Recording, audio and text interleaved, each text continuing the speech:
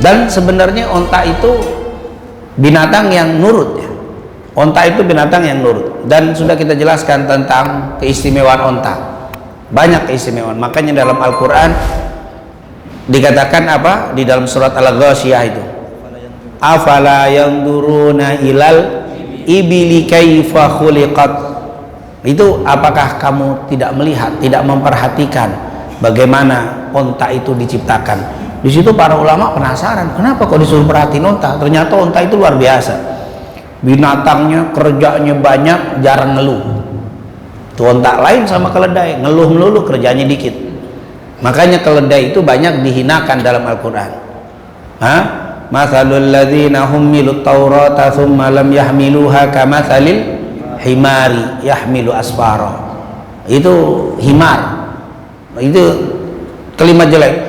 Inna ankaral aswati la sautul hamir. Sejelek-jelek suara, suaranya keledai. Keledai itu hinaan. Jadi kalau disebut keledai itu bukan sesuatu yang orang naik keledai diledekin orang. Orang kalau mau nikah maharnya keledai bubar. Nggak jadi. Perempuan bilang ini penghinaan nih. Jadi dikasih himar, dikasih keledai itu penghinaan itu namanya. Jadi orang tuh nggak menarik. Makanya orang yang yang suaranya meringkik seperti keledai. Onta suaranya sedikit, kerjanya banyak, suaranya dikit. Sekali bicara, sekali bujuk, suara itu wibawa. Kalau keledai cempreng, kagak ada wibawa, enak dengernya. Suaranya nggak enak. Jadi dari suara nggak bagus, dari fisik onta keren. Keledai itu telinganya. Bahkan kalau film Tom Jerry misalkan, si kucingnya dikerjain, diakal-akalin, itu keluar bayangan keledai, maksudnya dibodohin. Itu dibodohin begitu tuh, di keledai itu berarti diakalin, keluar gambar keledai, berarti diakalin, bodoh, karena seperti keledai, karena bodoh gitu. Jadi banyak sekali berbeda dengan unta.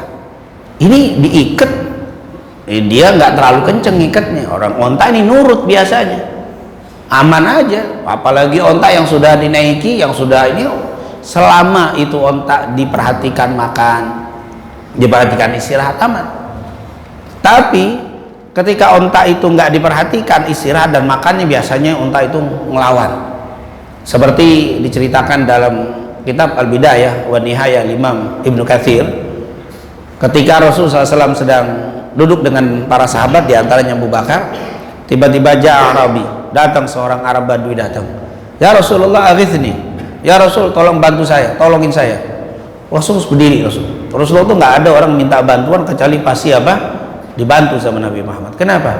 Onta saya ya Rasul, yang tadinya nurut sekali, sekarang liar sekali, nggak bisa dideketin, nendang, ngamuk. Akhirnya Rasul pergi sama Abu Bakar, ngelihat itu onta dari kejauhan sudah lompat kemari, lihat. Nah, akhirnya Rasulullah menghampiri si onta tadi. Abu Bakar Siddiq bilang, ya Rasulullah jangan dekat-dekat, nanti kau ditendang sama onta tadi. Nggak apa-apa, biarkan, lepaskan aku menghampiri onta tadi. Baru Rasulullah beberapa langkah menuju onta tadi, onta ngelihat ada Nabi Muhammad menghampirinya, dia onta tuh lari ke arah Nabi Muhammad. Kata Abu Bakar Siddiq, ya Allah, Rasulullah ntar ditabrak, diseruduk sama ontanya. Onta lagi ngamuk. Ternyata setelah mendekati Nabi, onta itu tiba-tiba duduk seakan-akan seperti sujud di depan Nabi Muhammad sallallahu alaihi wasallam. Duduk lemes tuh onta. Akhirnya Rasulullah SAW menghampiri onta tadi. Kemudian dia berdiri lagi. Man sahibu hadal jamal? Mana yang punya onta tadi, mana? Yang punya onta datang kemari. Ini onta nggak mau nurut lagi, jadi liar terhadap kamu karena nggak diperhatiin makan dan istirahatnya. Jadi onta ini ngadu sama Nabi, ya Rasul saya nggak mau nurut lagi sama dia itu. Kenapa? Saya disuruh kerja melulu tapi nggak diperhatiin makan dan juga istirahatnya. Binatang tuntut itu, hati-hati. Kita memperkerjakan hewan-hewan itu, hati-hati. Itu nanti akan dituntut di yaumil qiyamah. Kalau sekarang, dulu ada Nabi bisa langsung ngomong, sekarang nggak ada Nabi, maka dia akan ngadu nanti kepada Allah. Kita punya sapi untuk bajak sawah, hati-hati jangan sampai dolim, kena itu nanti, dia ngadu sama Allah. Apalagi memperkerjakan kuda nih, delman, hati-hati tuh, jangan sampai berlebihan itu. Kita pengen ngambil duitnya terus, gebukin terus lagi, nggak ada istirahatnya, itu akan dolim, dan itu akan dituntut nanti. Monyet disuruh apa? Oh, topeng monyet tadi jangan dolim, itu perhatiin istirahat dan makannya, kalau enggak itu dosa tuh. Dolim, apalagi rezeki dari dia, sebab dari dia kita apa? Siksa, kena itu. Subhanallah. Bahkan yang main-main nama mancing, terus mancing dapat lepas lagi, mancing lepas lagi, dolim tuh, dituntut nanti yaumul kiamat tuh. Kecuali antum mancing untuk antum makan boleh, dapat makan atau dapat jual atau dapat kasih orang. Jangan dapat lepas lagi, doer itu ikan. Subhanallah, nanti ya Allah, ini orang mancingin saya nggak dimakan, nggak diapain, dilepasin, dolim itu. Berarti itu jangan dikira apa hal yang nggak dosa, nuntut itu nanti dia yaumil kiamat. Jadi jangan, kalau memang kita butuh sama ikan demen mancing, silakan, dapat bawa pulang, makan di rumah, atau nggak doyan kasih orang, tapi tetap apa, keluarin. Jangan hanya untuk apa, lepas mancing lagi, lepas lagi. Wah, ini jangan itu adalah perbuatan zalim. Rasul ngadu, mana ini ngadu nih si onta nih.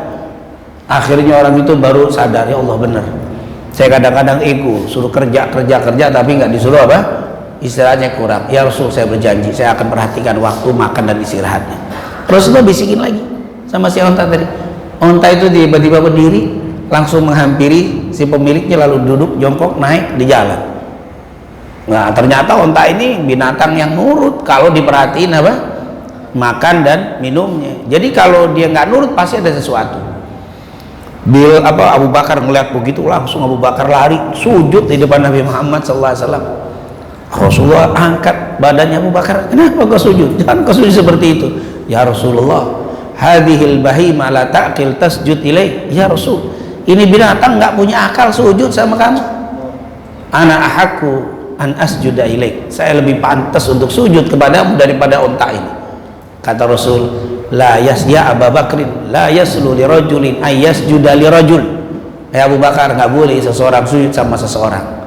Lau salat, seandainya boleh, la amartun nisaa an tasjuda li zaujiha li idhami haqihi 'alaiha. Kalau boleh seseorang sujud sama orang lain, pasti akan aku suruh para wanita, para istri sujud di depan suaminya karena kewajiban yang begitu besar terhadap suami.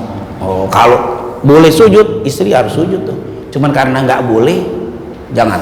Nah, ini menunjukkan besarnya apa, kewajiban seorang istri taat sama suami selama tidak nyuruh pada maksiat. Insyaallah istri-istri kita jadi istri yang salehah.